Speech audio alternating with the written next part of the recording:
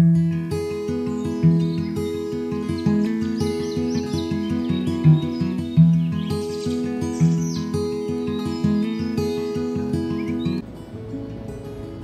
kapaglaom, maayong buntag kaninyong tanan. Ang atong hilisgutan karong Setyembre 23, giuluhan og ang katamis pinaagi sa kasakit. Ang atong teksto makita sa ikaduhang Korinto 1:4 nga nagakalipay kanamo sa tanan namong kasakit aron kami makahimo sa paglipay kanila nga anaa sa bisan unsang kasakit pinaagi sa kalipay nga pinaagi niini kami ginalipay sa Dios. Kapaglaom, kadtong nag-antos sa labing dagko nga mga kasubo, mao kanunay ang nagdala sa pinakadako nga kahupayan ngadto sa uban. Nagadala og kahayag sa adlaw bisan asa sila moadto. Kini sila gipanton o gipatamis pinaagi sa ilang mga kasakit ug sila wala nawad-an og pagsalig sa Dios. Sa dihang ang kasamok niasdang kanila. Apan mokupot paduol ngadto sa iyang mga panalapdanong gugma. Ang maong mga tawo maoy buhing pamatuod sa malumong pag-atiman sa Dios nga maoy nagahimo sa kangitngit ingon man sa kahayag sa kalibutan.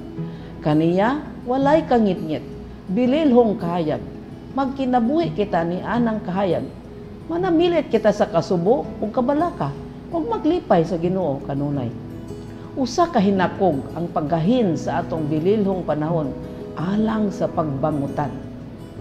Tungod sa nahigawad nga mga paglaw, pagpatuyang sa walay pulos nga kasubo nga nagapangit-ngit sa kauban sa pamilya, kinahanglan kita magmalipayon kung kini alang sa kaayuhan ni adtong nagasalig kanato alang sa kalipay. Mao'y atong obligasyon sa paghimo sa tanang butang nga labing maayo ug sa pag-ugmad sa batasan sa pagtutok ngadto sa hayag nga bahin sa mga butang. Atong himuon nga ang panganod nga nagalandong kanato magalabay samtang kita mapailubon nga nagahulat hangtod nga ang tin-aw nga asul nga kalangitan motungha pag-usab ug ang bulahang adlaw mopadayan. Kung mahimo ato tanang kalimtan ang kaugalingon ug atong ugmaron ang pagkamalipayon. Atong tinguhaon sa pagpahayag ang makinabuhi sa uban ug kita unya adunay gamay na lang at nga tinguha alang sa pagmulo sa atong kaugalingong kahimtang. Ang mga naapektuhan mahimo nga magbaton og kaisog. Ang mga nawad-an og paglaom mahimong malaumon kay aduna sila mabinationg higala diha kang Hesus. Ang ato tanang mga kasamok, ang atong mga kagulanan, mahimo natong ipaabot ngadto sa iyang maluluyong igdulungog. Sa dihang kita managkatigom, dili unta kita maghisgot bahin sa kangitngit ug sa pagkawalay pagtuo ug sa paghinumdom sa makasusubong bahin sa atong kasinatian sa kinabuhi. Atong hisgutan ang gugma sa Dios nga gipadayag alang kanato nga makita sa kinaiyahan ug sa kakawangan sa kalangitan ug sa malamon nga paghanay sa atong Dios niini.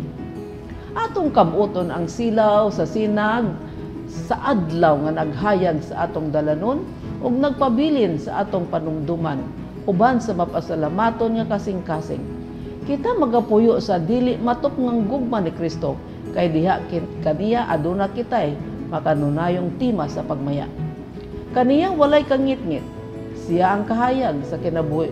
Ang maoy pangulo taliwala sa 10,000 ang usas nga matahom sa tanan. Mga kapaglaom, kadtong nakaagi og tumang kasubo og tumang pagsulay sa ilang kinabuhi, mao kanunay ang nagadala sa pinakadakong kahupayan sa uban. Kini sila maoy mahimong mapasod, mapaubsanon ug nahimong matamison tungod sa mga pag-antos nga ilang masinasinatian ug sa ilang pagsalig sa Dios. Si Mrs. White nagaingon nga usa ka pagkahakog ang paggahin sa atong bililong panahon sa pagbangutan tungod sa atong kasagmuyo ug kahigawad. Mga kapaglaom, kung aduna kitay kasakit, Magbaton kita og kaisog ug dili mawad-an og paglaom kay duna kita higala nga si Kristo Jesus nga nakasabot sa atong giagian. Saligan nato siya. Magampo kita. Diyos ug may gugmaon namo nga man sa langit. Salamat nga ikaw adunay kabalaka kanamo ug nakasabot sa among mga kaluyahon sa oras nga kami anaa sa daghang pagsulay ug mga kasubo.